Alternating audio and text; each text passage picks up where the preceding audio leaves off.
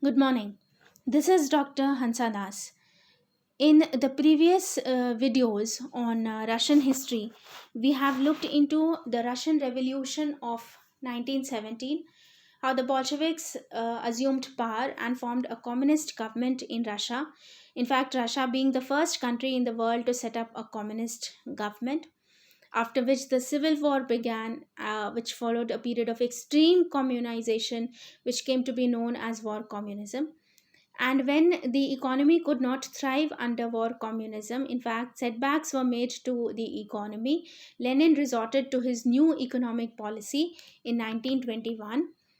And therefore, the story of the formation of the USSR is a story of the struggles which Russia as a communist country had to face. So, the Soviet Union, officially the Union of Soviet Socialist Republics (USSR), was a socialist state in Eurasia that existed from 1922 to 1991.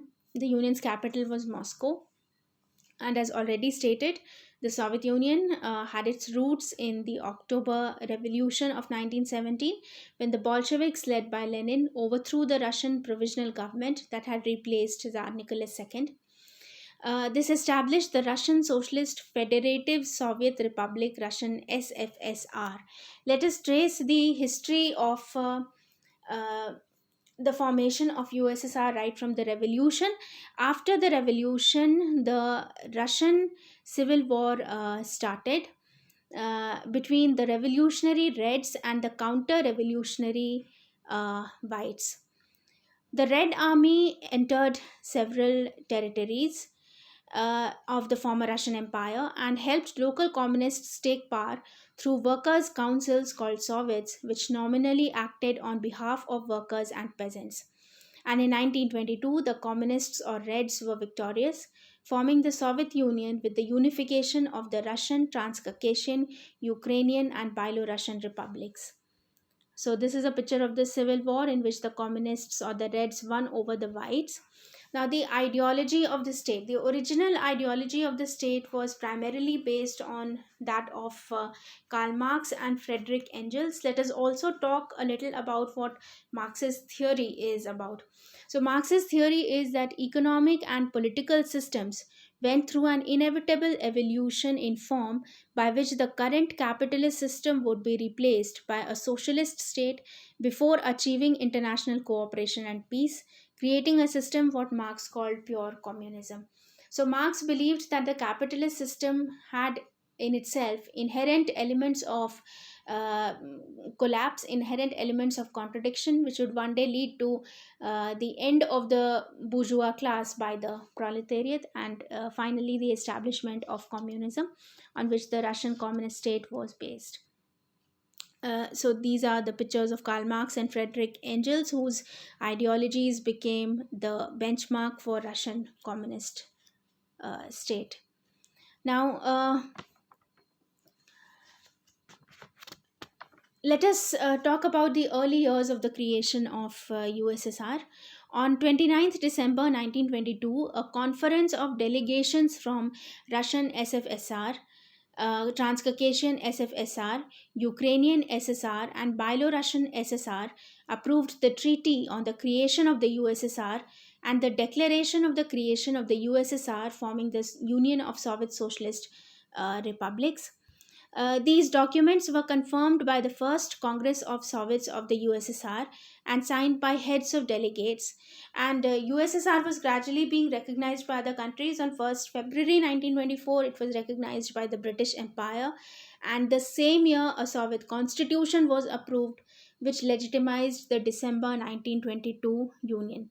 There was an intensive restructuring of the economy, industry, and politics of the country, which began in the early days of the Soviet power in 1917.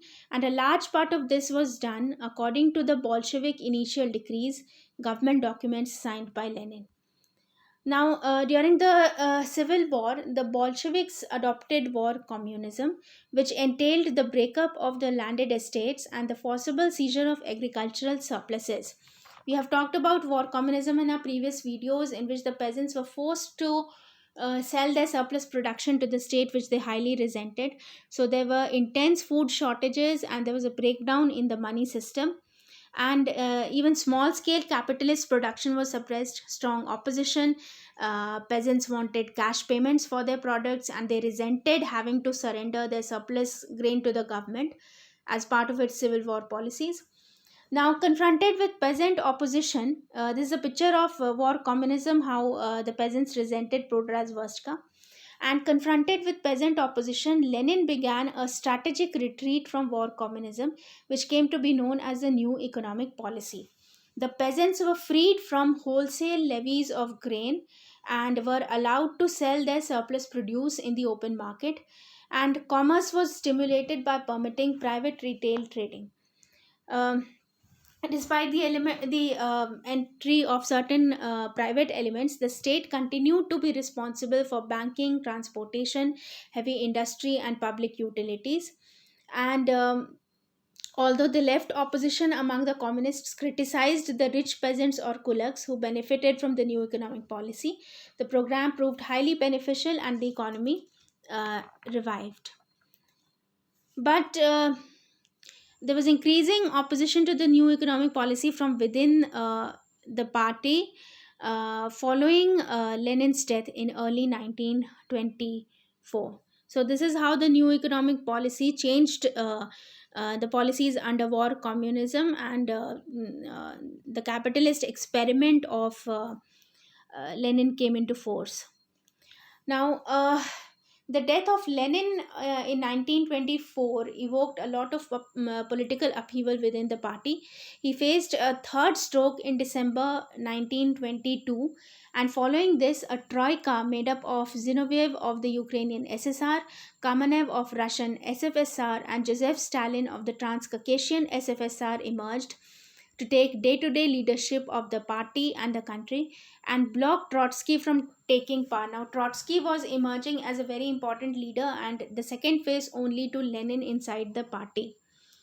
Um, Lenin, however, became increasingly anxious about Stalin, and following his December 1922 stroke, he dictated a letter which came to be known as Lenin's Testament to the party, criticizing him and urging his removal as General Secretary, a position which was becoming the most powerful in the party. Stalin was aware of Lenin's testament, and he acted to keep Lenin in isolation for health reasons, and his control over the party apparatus became strong.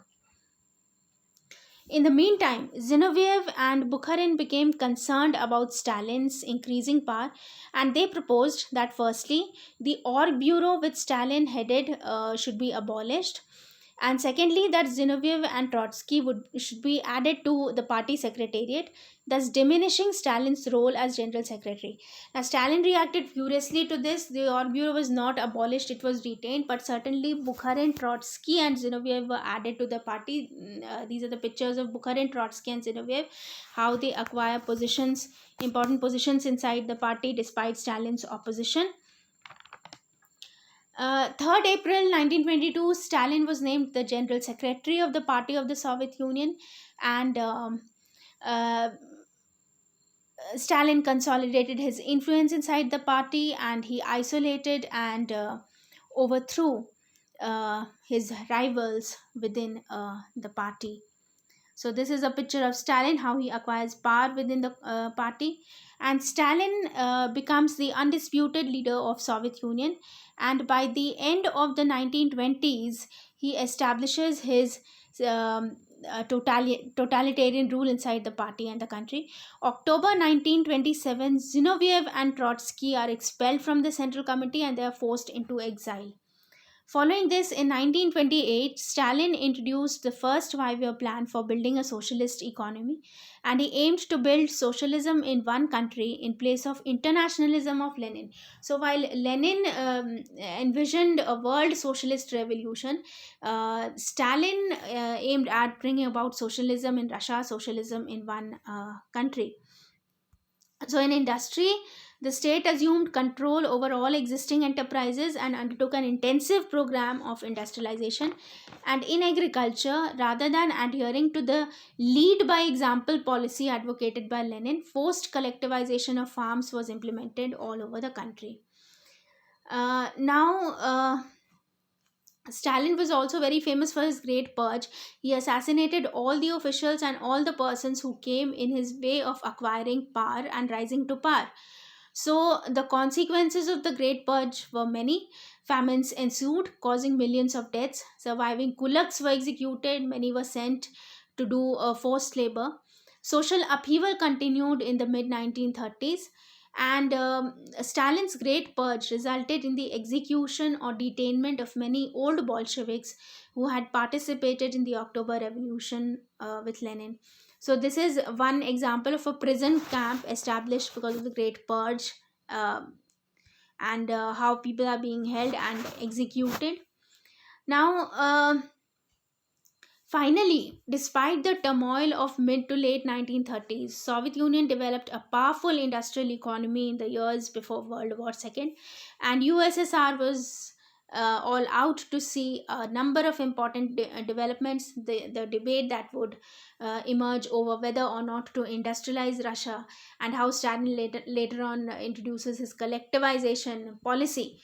So we will talk about these things in our later videos. If you like the video, please subscribe to it, and thank you for watching the video.